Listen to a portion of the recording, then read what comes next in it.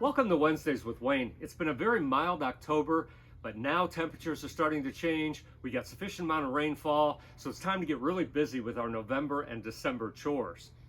I'm going to go through a two-parter on maintenance in my own yard and some of the things that I'm doing right now and through November, even into December. Let's start in with perennials. Many of the perennials that have gotten very tired, that have no seed benefit to wildlife, should really be cut back now. Saves you some time in the springtime. You can see that these stems are, again, very tired, looks very nasty. So we'll cut these stems down to the basal foliage, and that foliage will then get through the winter and get a nice start in the springtime.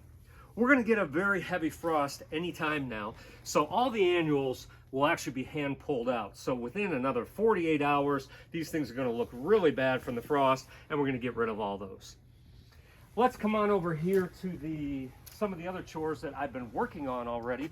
The house plants, because we had some very cold nights, I was getting all the house plants in. We want to clean these up. We want to do any repotting for the house plants and get them into the house before they get damaged by the cold. So we'll have them again for next year.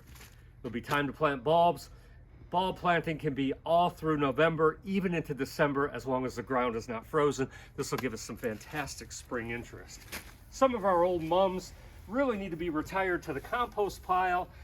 Planting them right now, the freeze-thaw cycle will probably heave them out of the ground and probably kill them over the winter time. So pretty much for the mums that I had scattered around for fall decor, will go into the compost heap. My grass, it's going to be time to put on that second application of fertilizer. I put one on in September. My second one will go on at Thanksgiving time.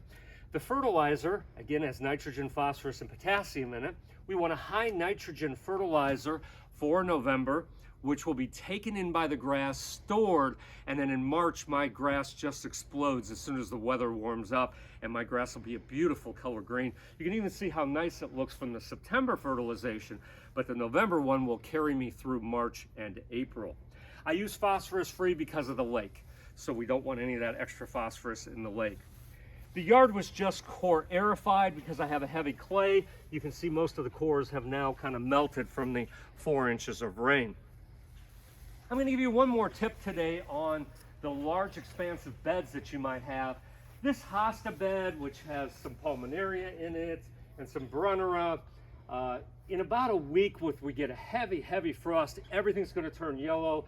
The carbohydrates are going to go back down into the roots. So we're really going to need to clean this bed up, and it's going to be a very time-consuming task.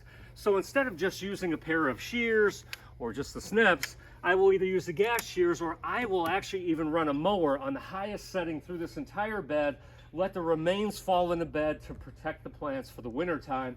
And again, I'll do kind of a cleanup in March or April and get it all ready for next season.